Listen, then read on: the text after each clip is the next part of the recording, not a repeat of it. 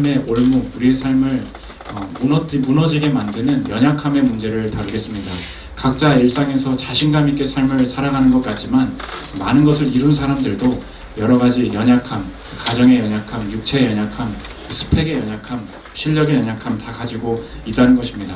그래서 자신감 있게 살아가다가도 어느 날 집에 들어가면 관계 속에서 보이는 내 자신이 한없이 초라해지고 또 외로워지고 무너지는 마음을 가질 때가 있다는 것입니다. 오늘 본문은 연약함에도 불구하고 자신감을 회복할 수 있는 자원, 그 근거가 어디 있는가, 그것을 소개하고 있습니다. 그 자신감의 근원이 어디인가? 예수님이 우리의 대제사장이시다. 이것이 우리의 자신감의 근원이 될 수 있다는 것입니다. 전혀 도움이 되어 보이지 않는데 어떻게 이것이 우리의 삶에 자신감을 회복시키는 근원이 될 수 있는지 오늘 그것을 살피도록 진행하도록 하겠습니다. 세 가지로 나눠서 살피도록 하겠습니다. 첫째로 연약함의 함정, 둘째로 연약함의 과정, 셋째로 연약함의 응답, 이 세 가지로 나눠서 살피겠습니다. 첫째로 살필 것은 연약함의 함정입니다. 오늘 본문은 히브리서를 읽는 독자들에게 삶의 실패와 여러 가지 연약함 때문에 결코 위축될 필요가 없습니다 이야기하고 있습니다. 왜 그러하냐면 우리에게 큰 대제사장이 계시기 때문입니다 말합니다. 대제사장이 누구입니까? 여러 가지 설명들이 뒤에도 나오지만 오늘 본문에서 강조하는 이 대제사장의 특징은 연약함을 해결하시는 분, 이걸 소개하고 있습니다. 이 이스라엘 백성은 연약하고 죄가 있었기 때문에 하나님 앞에 나아가지 못했습니다. 그런데 이 대제사장이신 예수님께서 연약함을 해결하셨다는 거예요. 그래서 연약함이 있고 죄가 있음에도 불구하고 죄가 씻어지고 연약함에도 불구하고 하나님 앞에 나아갈 수 있다, 이것을 이야기합니다. 15절 한번 보십시오. 우리에게 있는 대제사장은 우리의 연약함을 동정하지 못하실 리가 아니요 모든 일에 우리와 똑같이 시험을 받으신 이로되 죄는 없으시니라. 이 동정하신다, 이 원문에는 두 가지 뜻이 함께 담겨 있습니다. 공감 플러스 해결이라는 거예요. 동정은 그게 같이 있다는 것입니다. 공감은 무엇입니까? 외롭네 했을 때 나도 외로워. 그 둘이 같이 커피 마시면 아무 일도 일어나지 않습니다. 그냥 공감할 뿐이죠. 그런데 이 동정이라는 말에는 이 공감과 동시에 해결할 수 있는 능력이 함께 있다는 거예요. 나 오늘 외로워. 그래? 좋은 여자친구를 소개시켜줄게. 좋은 남자친구를 소개시켜줄게. 해결까지 할 수 있는 사람, 그게 동정하는 사람이라는 것입니다. 동정하시는 분, 예수님은 공감과 동시에 우리의 연약함을 해결하시는 분이라는 것입니다. 그래서 이 해결하시는 분이 있기 때문에 우리의 삶의 연약함이 하나님과의 관계 속에 아무런 이 장애를 가져오지 않는다, 이것을 얘기하고 있다는 것입니다. 이런 말을 우리가 들을 때 바로 그 반항심, 질문이 들게 되는데, 이세환이요 강도사님, 예수님 때문에 죄가 해결되어서 하나님께 가까이 갈 수 있다, 연약함이 문제되지 않는다, 그거 다 알겠는데 실제로 살아가다 보면 내가 예수님을 믿었음에도 불구하고 실제적으로 내 삶의 연약함이 해결되지 않던데요. 이 질문이 당연히 든다는 것입니다. 아니, 연약함 해결하시겠다더니 가난이라든지 질병이라든지 내가 지금 고민하고 있는 관계의 문제, 진로의 문제, 가족의 문제, 이런 거 동정하시는 분이라면서요. 해결해 주셔야 되는데 왜 저의 연약함은 그대로입니까? 전혀 위로되지 않습니다. 그래서 자꾸 이 오늘 같은 본문 히브리서에 예수님이 대제사장이 되신다, 이게 자꾸 현실성 없게 느껴지기 시작한다는 것입니다. 오늘 이 성경 이 본문은 이 시대 문화가 바라보는, 연약함을 바라보는 중요한 해석의 차이를 드러내고 있는데, 성경이 말하는 이 연약함의 구원이란 무엇인가? 연약함을 극복하는 것이 아니라 연약함을 수용할 수 있는 것, 이게 구원이라는 것입니다. 이게 세상과 중요한 차이라는 거예요. 연약함을 극복하는 것이 아니라 연약함을 수용하게 만드는 것이 구원이라는 것입니다. 연약함을 극복해야만 살아남는 것이 아니라 연약함 속에서도 하나님의 은혜가 막히지 아니하고 연약함 속에서도 하실 일이 있다, 이것을 깨닫는 게 구원이라는 것입니다. 전도사님 이상한 소리 하지 마십시오. 연약함은 극복해야 되는 거죠. 말장난하지 마세요. 전도사님이 저의 연약함이 얼마나 우리의 삶, 내 삶을 무너뜨리고 있는지 이해나 하십니까? 우리 이런 마음이 다 든다는 것입니다. 아니라는 거예요. 오늘 본문은 이 시대가 사로잡혀 있고 나도 모르게 이 동화되어 버린 이 시대의 문화의 목소리를 드러내고 있는데, 이 연약함에 대한 이 시대 우리가 살아가는 문화의 목소리가 무엇인가? 오늘 제목과 같습니다. 연약함은 극복해야 하는 것이다. 이게 이 시대의 중요한 덫이고 우리가 나도 모르게 여기에 빠져 있다는 것입니다. 지난주에 안타깝게도 한 명의 연예인이 또 자살하지 않았습니까? 구하라시죠. 자살을 하다 보니까 주변에 어떻게 살아왔는지에 대한 사람들이 이야기하는 이야기들이 많이 나옵니다. 이 자매님 어릴 적에 부모님이 이혼하셨고 두 분 다 각자 재혼을 하셨기 때문에 고아처럼 살았어요. 그래서 친척집을 전전하다가 이 자매를 맡아줄 사람이 없으니까 고모 할머니가 이제 키워주기 시작했습니다. 그래서 뭐 예전에 나왔던 그 뭐 이미지들도 다 올리더라고요. 중학교 때 이 연습생이면서 뭐 물 말아서 김치에 놔서 먹던 가난하게 살았던 연약한 인생을 보여주고 있는 거죠. 근데 이 사람을 이끌었던 이 한 사람을 이끌었던 시대의 문화의 목소리가 무엇입니까? 이거라는 거예요. 연약함을 극복하면 된다는 것입니다. 그래서 열심히 살았다는 거예요. 그래서 열심히 성공했습니다. 카라 아십니까? 제 시대에는 제가 군대 있을 때는 거의 뭐 최고의 그룹이었죠. 최성민 형제님 뭐 밥하다 최사병이었는데 밥하다가도 올라와가지고 그 뮤직비디오 보고 가고 뭐 이렇게 이런 그 정도로 성공한 그룹이었습니다. 열심히 노력했고 세상에 어떻게 평가를 줬냐? 자신이 연약했던 것 다 극복했구나 이렇게 평가 잘 해줬다는 것입니다. 최고로 성공한 사람이죠. 근데 이 연약함을 극복하는 이 시대의 문화의 목소리의 함정이 무엇입니까? 극복하면 돼. 너무 좋아 보이는데 기억하십시오. 극복의 기준을 내가 통제할 수 없다는 것입니다. 극복의 평가를 내가 하는 게 아니라는 거예요. 연약하다 아니다, 강하다 약하다 이 판단을 하는 주체가 내가 될 수 없다는 것입니다. 이 기준을 가지고 흔들기 시작한다는 거예요. 나이가 들어가면서 이제 이 자매가 어떤 인기의 한계, 뭐 여러 가지 스캔들, 악플들이 나오기 시작합니다. 여러 문제가 터지니까 이 사람이 느낀 게 무엇입니까? 사람들이 얘기하는 거예요. 넌 그거 극복 못한다. 넌 영원히 끝났다. 너 이미 다 까발려졌다. 너의 인생은 다시 연약해진 거다. 그 평가를 누가 하냐는 거예요. 남이 한다는 것입니다. 그 문화의 목소리에 스스로 속기 시작한다는 거예요. 얼마나 교묘한지 보이십니까? 우리가 볼 때는 그렇죠. 아니 예전에 연습생으로 고아로 힘겹게 살았을 때보다는 돈도 많이 벌었고 많은 일들이 있지만 그 악플에 집착하지 말고 충분히 살아갈 수 있는 것 아닌가. 우리가 객관적으로 볼 때 연습생일 때보다 훨씬 더 나은 상황인 것 같은데요. 우리가 말을 한다는 거예요. 왜 자살했을까? 그런데 아니라는 것입니다. 연약함은 극복해야 되는 것이다 라는 이 시대의 문화의 목소리, 이 기준으로 볼 때는 아니야. 이건 극복하지 못할 것 같은 거예요. 극복할 수 있는 것이 있고 극복할 수 없는 게 있다는 것입니다. 그래서 세상은 처음부터 나한테 가치 없다 그러지 않아요. 여러분한테 나아가서 도와주겠다고 나옵니다. 연약함을 낳아서 이 대제사장처럼 예수님이 아닌 이 세상의 많은 존재들도 우리에게 연약함을 동정해 주겠다고 나온다고요. 그래서 심지어 극복하게 해주겠다고 우리의 손을 잡고 일으킵니다. 힘이 나죠. 그리고 어느 순간 우리의 삶이 조금 좋아질 때 격려도 해줍니다. 그거 봐, 하면 되잖아. 못 이룰 게 없어. 그런데 조금 가다가 이 극복하는 기준을 가지고 날 흔들다가 죽인다는 거예요. 이 세상과 다르게 예수님이 우리의 삶을 다루시는 방법은 무엇인가? 연약함을 극복한 후에 구원이 오는 게 아니라는 것입니다. 연약함부터 출발할 수 있는 자신감이 어디서 오느냐? 처음부터 연약함을 수용할 수 있는 자신감이 어디서 오느냐? 연약함이 있다고 해서 내 삶의 가치가 무너진 게 아니라는 거예요.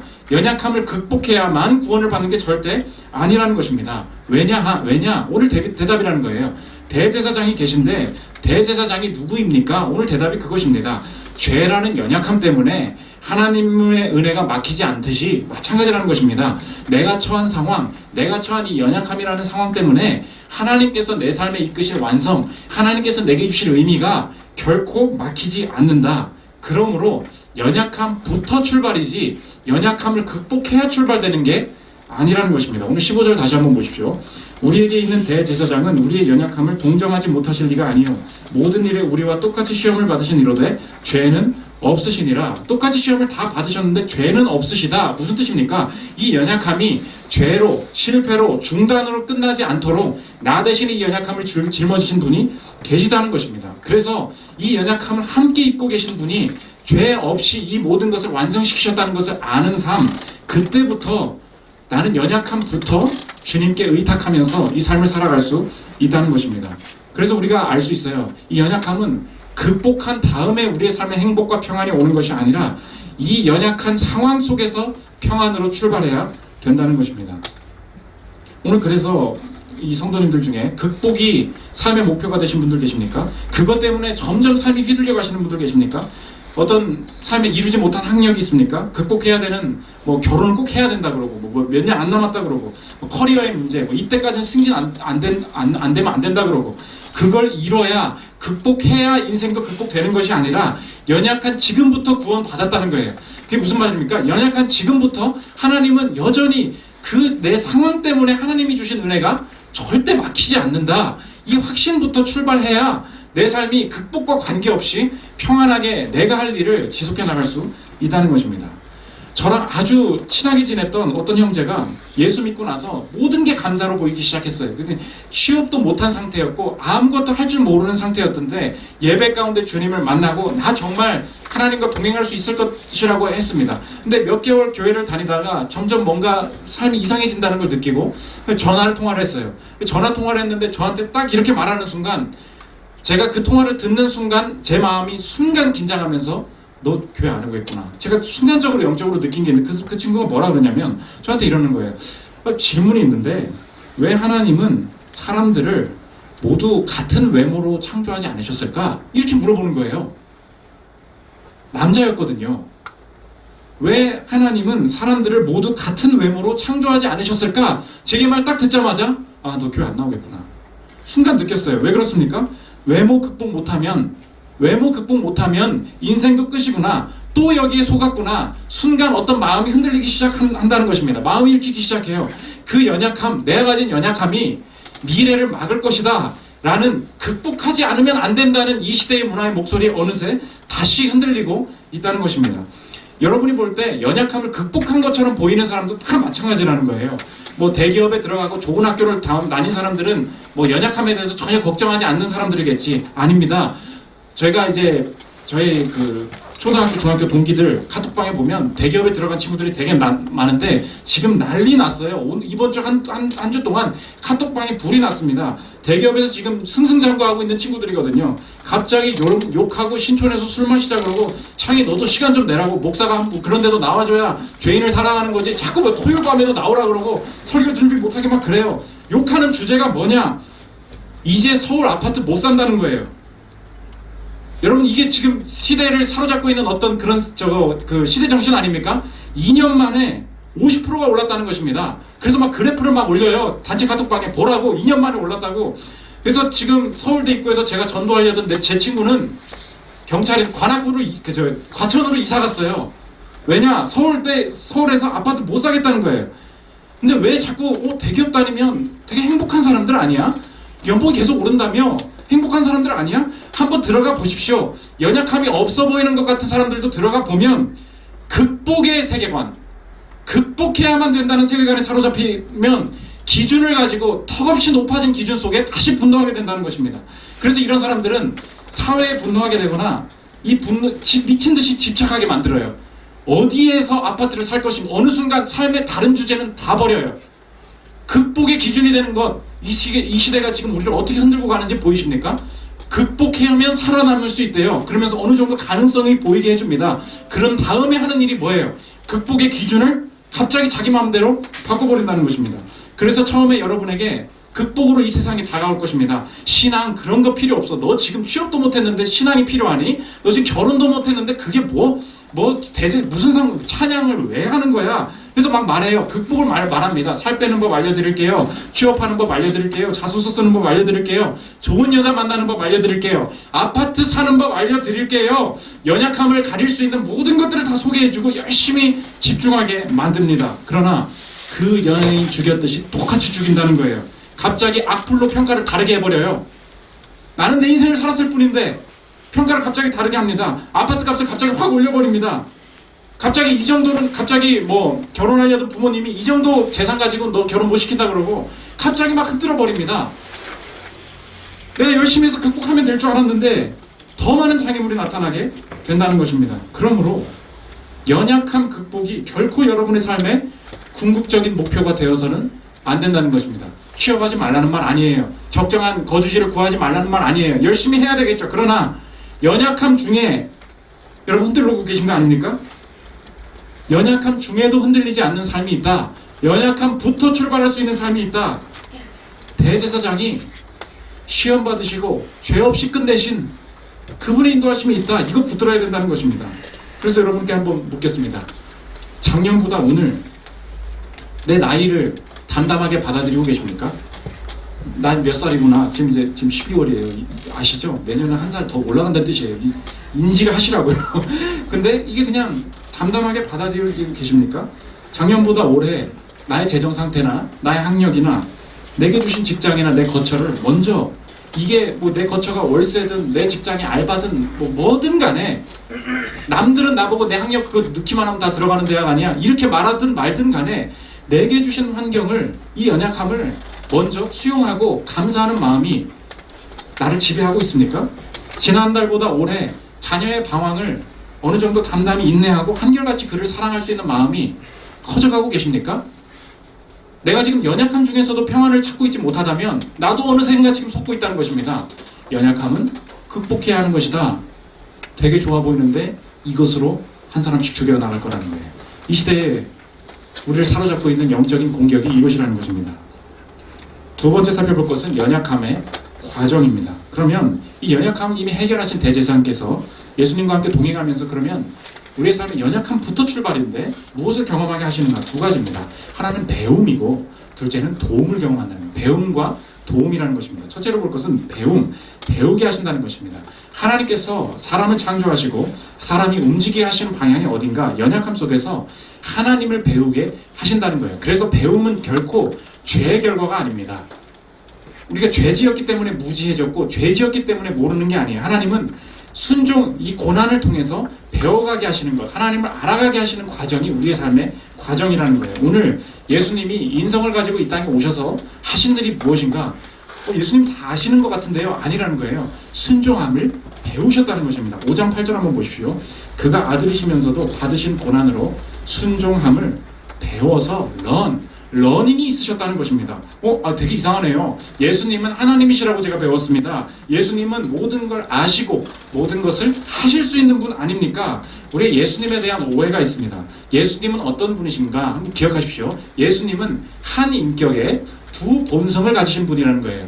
예수님은 한 분이십니다. 맞아요. 그런데 그 한 분은 어떻게 존재하십니까? 두 본성으로 존재하십니다. 예수님은 신성이 있으시고 인성도 있으신 분이십니다. 이걸 꼭 기억해야 되는 거예요. 예수님이 누구시라고요? 한 인격, 두 본성. 이것은 이 땅에 존재하지 않는 신비라는 것입니다. 신성도 있으신 분이 인성도 가지고 계시다는 것입니다. 그래서 신성으로는 모든 곳에 계시고 신성으로는 모든 것을 하실 수 있는 분이지만 인성으로 오신 예수님께서는 지식에 제한되셨고 피곤하셨고 우리 인간이 가진 몸 그대로 하나님 앞에 순종함을 배워 나가셨다는 거예요. 그래서 예수님한테 마가복음에 보면 어떤 사람이 물어봐요. 아니 종말이 언제 옵니까? 마지막 날 아실 거잖아요. 한번 말해보세요. 그랬더니 예수님이 난 몰라 이렇게 말씀하신다는 거예요. 마가복음 13장 32절 보십시오.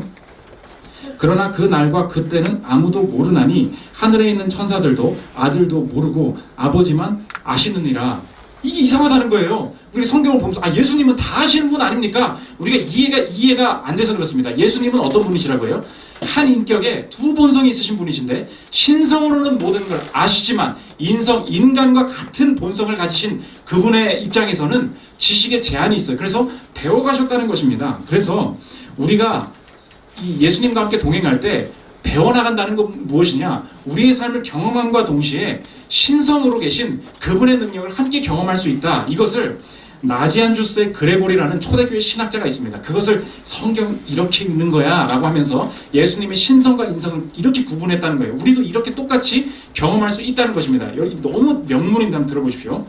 이제 이걸 읽으면 성경이 이해가 될 거예요. 그는 지치셨다. 이거 뭐예요? 인성이죠.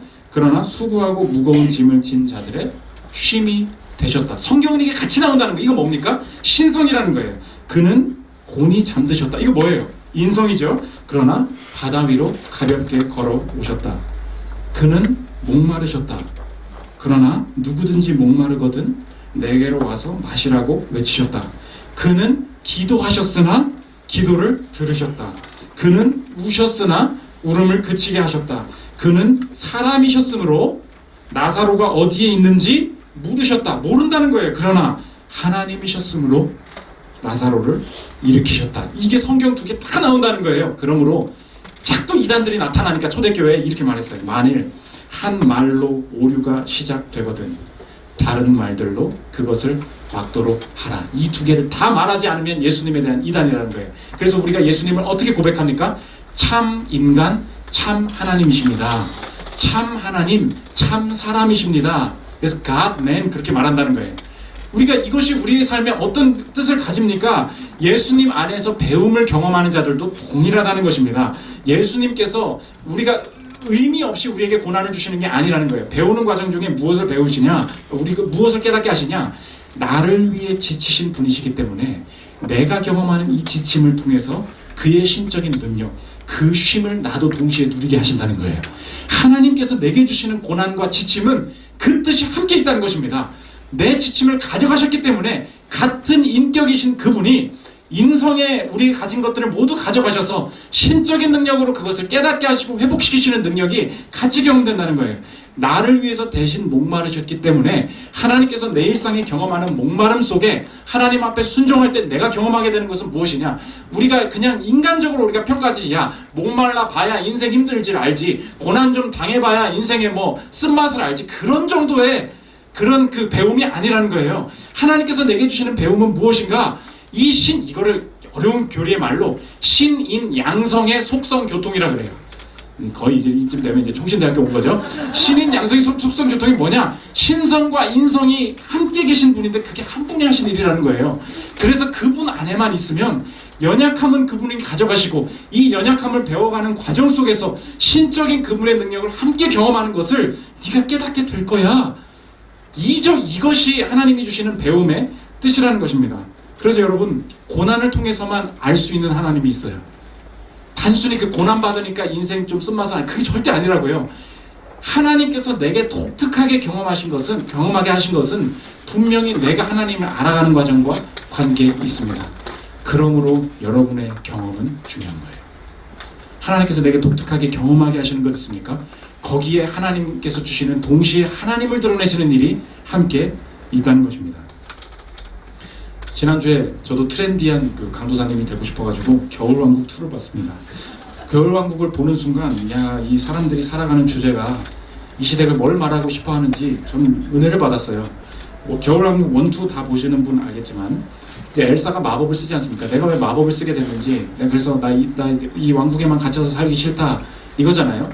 이 겨울왕국 1과 겨울왕국 2의 세계관의 변화를 보면 이 시대가 겨울왕국 1으로 참을 수 없는 시대를 살아가고 있다는 것을 여러분이 이제 읽을 수 있습니다. 나중에 한번 보십시오. 겨울왕국 1이 뭐예요? 내가 마법 쓰고 어쩌다가 마법을 쓰게 됐는데 나 이런 식으로 내 마음대로 살겠다는 거 아닙니까? 그것을 상징화한 주제가 OST가 뭐예요? Let It Go 아닙니까? Let It Go 가사가 이런 식이었어요. 한번 들어보십시오. 해야 되는데 Let It Go 하잖아요. Let It Go 한다면 뭐예요? You never see me cry. 다 잊어. 나 울지 않을 거야. It's time to see what I can do. 내가 무엇을 하는지, 내가 무엇을 할 수 있는지 내가 이제 알아보겠어. To test the limits and break through. 내 한계를 시험하겠어. 뛰어넘겠어. No right, no wrong, no rules for me. 옳은 건 없어. 나한테. 그런 것도 없어. 규칙도 필요 없어. 그 다음 뭐라 그래? I'm free. 난 자유야. 내 인생 내가 하고 싶은 대로 살 거야 하고서 이 원이 끝났다고요. 그래서 엘사를 보면서 많은 사람들이 나도 이렇게 살겠다 이렇게 생각을 했다는 것입니다. 겨울왕국 1에서 끝내면 되잖아요. 2에 재밌게 자유롭게 사는 엘사가 나올 줄 알았어요. 근데 엘사가 내가 도대체 참을 수 없던 게 뭐였냐, 내가 왜 마법을 쓰게 된 건지 이해하지 못하면, 이 사태, 내 삶의 이 연약함들과 특정 남들과는 다른 내 모습이 왜 이 모습인지를 이해하지 못하면 내 마음대로 사는 게 아무 의미가 없다는 것입니다. 그래서 점점 소리가 들려요. 마법을 쓰게 된 원인을 알려주겠다는 소리가 들리는데 그걸 따라가는 게 2의 스토리예요. 근데 가서 마지막에 말하는 게 뭐냐? 그 당신, 그 존재 보여달라는 것입니다. 그게 뭐예요? 들어보세요. Show Yourself라는 곡인데 엘사가 이렇게 부릅니다. 들어보십시오. 완전 원이랑 달라졌어요. Could it be the reason I was born? 이게 내가 태어난 이유일까? I have always been so different. 난 사람들과 늘 달라왔어. Normal rules did not apply. 일반적인 규칙은 난 너무 특별한 사람 같았다는 거예요. 그 다음에 그 존재, 그 해석의 존재를 따라가면서 말합니다. Are you the way I finally found out why? 바로 내가 이제 우리 그 말은 존대가 있으니까 당신이 내가 궁금했던 생각의 대답이니 You are the answer I've waited for all of my life. 넌 내가 평생토록 기다렸던 대답이야. Show yourself. 보여달라는 거예요. 너를, 당신을, 그분을 보여달라고. 마지막 뭐라 그래요? I'm ready to learn. 전 이 설교 준비하다 이거 듣고 주님이 나한테 응답하신 줄 알았어.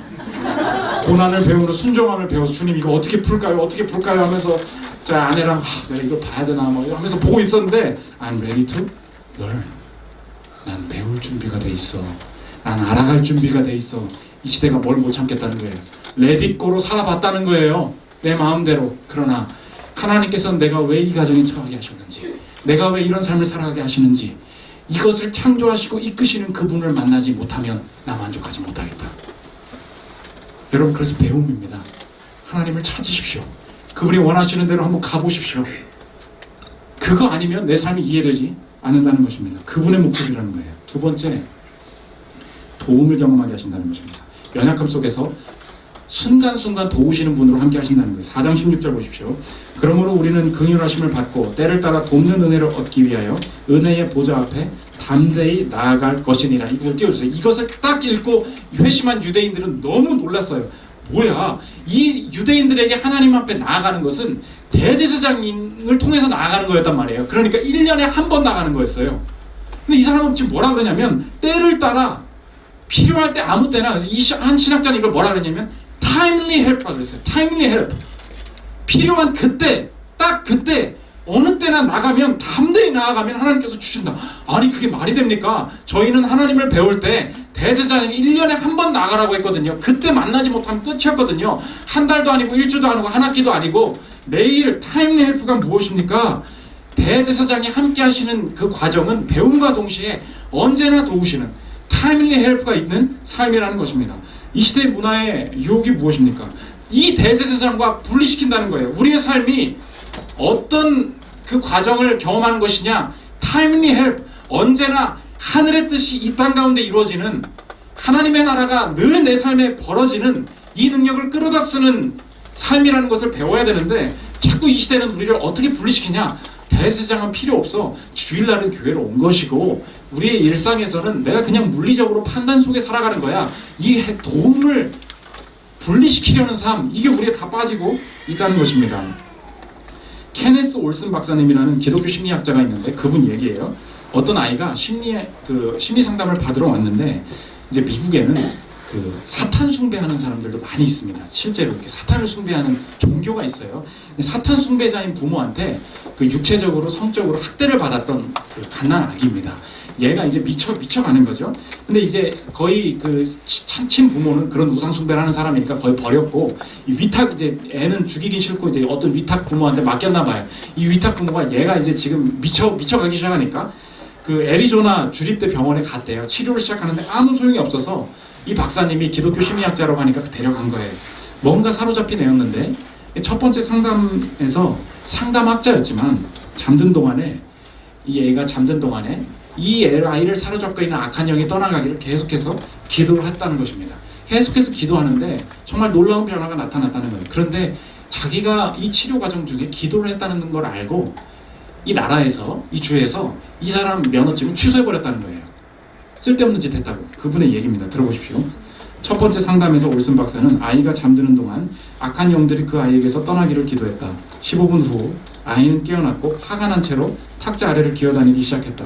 올슨 박사는 몇 분간 계속 아이를 위해 기도했고 아이는 이내 사랑스럽고 착하게 변했다. 그 후 아이는 두 번 다시 폭력적인 행동을 하지 않았다. 또 회복이 두드러지게 빨라 금방 퇴원하여 위탁 가정으로 돌아갈 수 있었다. 그리고 올슨 박사는 5개월 동안 계속 아이를 진료했다. 그 다음이에요. 하지만 92년 9월 애리조나주 당국직원은 2명은 애리조나 심리학 임상시험 이사회가 제기한 민원을 받았다. 그 내용은 올슨 박사가 심리학자로서 업무와 종교 사역을 구분하지 못했다는 것이다. 93년 10월 18일 이사회는 올슨 박사의 임상 면허를 취소했다. 리더퍼드 인권협회는 이에 대해 소송을 제기했다. 뭘 맡겠다는 거예요? 심리학만 하라고. 기도 같은 거 쓸데없는 거 하지 말고. 그런 능력이 어딨어. 도움 같은 건 없고 과학과 이성으로 다 해결하는 거지. 나가버린 거 아닙니까? 그런데 실제로 이 아이에게 능력을 베푸셨던 분은 누구예요? 이 물리적과 영적인 세계를 모두 주관하시는 그분이 우리의 모든 이성과 영적인 모든 차원을 동원해서 도우시는 분으로 순간순간 함께하고 계셨는데 그 도움을 사용하지 못하도록 하는 것이 이 시대의 문화라는 것입니다. 여러분, 그래서 너무 중요해요. 업무를 위해서 기도하고 계십니까? 여러분 무슨 배짱으로 기도하지 않고 출근하고 있어요? 여러분 무슨 배짱으로 기도하지 않고 학교에 가고 있습니까? 여러분 선생님이십니까? 여러분 뭐 교사십니까? 내가 자녀를 두고 있습니까? 순간순간 기도해야 됩니다. 자녀가 기도를 못 알아먹는 것 같죠? 내가 기도하더만 아무 소용없는 것 같죠? 아니에요. 영적인 싸움이 있습니다. 언제나 기도해줘야 되고요. 순간순간 아이를 대할 때마다 기도하는 마음으로 해야 되고요. 아이들이 변하지 않는 것 같죠? 언제나 기도하고 수업을 시작해야 되고요. 정말 이 수업 분위기를 방해하는 사람들 위해서 꾸준히 기도해야 되고요. 업무에서 어떤 이 팀의 전체적인 분위기를 위해서 언제나 기도해야 된다는 것입니다. 그래서 프랭크 루박이라는 선교사님이 어떤 게임을 했냐면 Game with Minutes, 분 게임이라는 걸 했어요. 그게 뭐냐면 60초마다 예수님을 생각하기. 내가 계속해서 그 능력을 의지하지 않으면 timely help, 늘 그 도움을 구하지 않으면 내가 살아남지 못하겠다. 그래서 여러분 이 기도를 하고 꾸준하게 그 기도에 맞게 행동하는 훈련이 늘 필요하다는 것입니다. 여러분의 가정을 누가 넘어뜨려요? 막 갈등이 일어났대요. 뭐 업무가 갈등이 일어났대요. 그 갈등이 무너뜨리는 게 아닙니다. 그 상황을 교묘하게 조정하여 분열하게 만들고 이 가정을 파괴하려고 하는 영적인 세력이 있음을 알 때 어떻게 우리가 그냥 친절한 말로 뭐 그냥 밥 한 번 먹으면 풀리는 겁니까? 아니에요. 영적인 것은 영으로 대적해야 된다고요. timely help, 그분의 뜻을 알고 내가 그것에 맞게 순종할 때 영의 세계 속에 악이 무너지고 하나님께서 주시기 원하는 이 도움이 경험되기 시작한다는 것입니다. 여러분 이것을 계속 연습할 때 내가 얼마나 살얼음 위에 살고 있는지를 깨닫게 돼요. 기도하지 않으면 안 돼요. 저도 그래서 그 회사 다닐 때 정했던 게 뭐냐, 3시 반에 화장실로 간다, 3시 반에 복도로 간다. 혼자서 걸으면서 앉아서 기도해요. 옆에서 막 냄새가 나요. 방구를 껴요. 옆에서 막 화장실, 그래도 내가 처한 상황 속에서 내가 기도하는 시간, 하나님을 기억하는 시간, 대제사장이 함께 계시고 돕지 않으시면 전진할 수 없다는 겸손함을 내가 언제나 유지하기를 원한다. 언제 유지가 내 마음대로 된대요? 여러분 지금 뭘 착각하고 있는 거예요? 그 정도 연봉은 이 회사 들어갔으니 내가 정규직인이 유지할 수 있다. 이게 얼마나 교만한 생각이에요? 여러분 지금 무슨 생각을 하고 있는 것입니까? 비정규직이니까 불안한 거예요? 여러분 지금 어떤 사회적인 목소리 듣고 있는 거예요? 정규직만 되면 아무 문제 없는 것입니까? 연봉 상승만 뭐 지켜지면 되는 거예요? 안전을 누가 지키십니까? 공급을 누가 하시는 거예요? 도우시는 하나님. timely help. 이게 하나님이 주시는 구원이라는 것입니다. 마지막 3번째, 연약함의 응답입니다. 예수님은 그래서 이 인성을 가지고, 연약함을 가지고 사셨는데 오늘 마지막 결론이 뭐냐? 응답받으셨다, 이렇게 기록하고 있습니다. 5장 7절 보십시오. 그는 육체에 계실 때 자기를 죽음에서 능히 구원하신 이에게 심한 통곡과 눈물로 간구와 소원을 올렸고 그의 경건하심으로 말미암아 들으심을 얻었느니라. 응답받았다, 그 뜻입니다. 연약함 속에 지금 심한 통곡과 눈물로 올렸다. 이거 뭐가 생각납니까? 겟세마네 기도가 생각나지 않습니까? 이 잔을 내게서 옮겨주옵소서. 하나님이 간절하게 기도하잖아요. 응답 받았어요? 못 받았어요? 못 받았다고요. 없애달라고 했잖아요. 내 연약함, 십자가가 연약함 아니었습니까? 연약함을 극복하게 해주십시오. 기도했는데 응답 못 받았다고요. 근데 히브리서 지금 그 5장 7절에는 뭐라 그래요? 응답 받았다는 거예요. 근데 한번 5장 7절 다시 띄워주십시오. 뭐 때문에 들으심을 얻었냐 그러냐면 그의 경건하심으로, 더 정확한 번역은 그의 경외하심으로, 그런 뜻이에요. 하나님을 경외하는 마음 때문에 응답을 받았습니다. 이거 무슨 말입니까? 이 잔을 옮겨달라고 했는데 응답되지 않았는데 응답 받았대요. 경외하심이란 이 십자가라는 고난 중에 연약함을 극복하는 것이 나의 궁극적인 구원이 아니요, 하나님께서 내게 주신 연약함 속에 하나님의 뜻이 우선이고 그의 뜻대로 이루어지기를 원합니다라는 그 경외하심을 유지하고 있을 때 그 연약함은 궁극적으로 해결되더라, 그 뜻이라는 것입니다. 예수님이 연약함을 극복해달라고 기도하다가 그것보다 더 우선된 뜻을 구하셨어요. 마가복음 14장 36절 보십시오. 아빠 아버지여 아버지께는 모든 것이 가능하오니 이 잔을 내게서 옮기시옵소서. 내 연약함을 극복해달라는 거죠. 그러나 나의 원대로 마시옵고 아버지의 원대로 하옵소서 하시고 응답 안 됐는데 5장 7절에서는 뭐라 그러냐. 들으심을 입었느니라. 이 잔을 옮겨달라고 했을 때 십자가를 피하는 능력, 십자가에서 내려와서 욕했던 사람 다 때려 죽이는 능력, 이게 연약함을 극복하는 능력인 줄 알았어요. 그 능력이 있어야 인생 행복하고 인생 안전한 줄 알았습니다. 그러나 하나님께서 연약함을 그 방식대로 극복하셨다면 내 인생에 가장 연약했던 죄로부터의 구원, 죽음으로부터의 구원은 없었을 것이다. 나의 가장 연약했던 하나님 앞에서의 죽음, 하나님 앞에서의 죄의 문제가 어떻게 해결되었는가 십자가 보라는 거예요. 그분은 연약하셨으나 연약함을 힘으로 극복하려고 하지 않으시고 경외하심으로 들으심을 얻었을 때 우리의 삶에 가장 연약했던 죽음의 문제가 해결되었다면 이제 내 삶의 일주일간의 삶의 남은 고난도 다시 해석된다. 가장 큰 응답은 난 이미 받았다. 가장 큰 연약함은 이미 극복되었다. 그러므로 하나님께서 내게 주시는 연약함은 결코 내 삶을 무너뜨리게 하시거나 내 삶을 심판하시려고 복을 막으시려고 내게 주시는 것이 아니다. 이 학력, 이 월세, 이 알바, 이 처지 그대로 감사함으로 하나님 앞에 극복을 기도하다가도 경외하심으로 하나님이 하실 뜻이 있다면 이 안에서 하나님의 뜻대로 살아가 보기를 원합니다.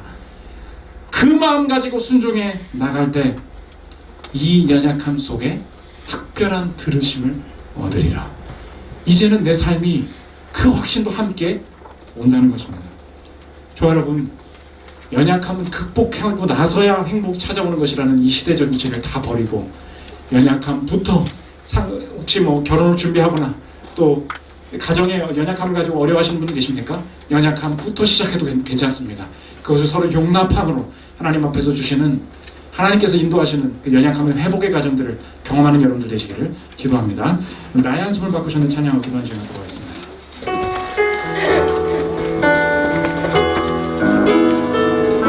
고달픈 삶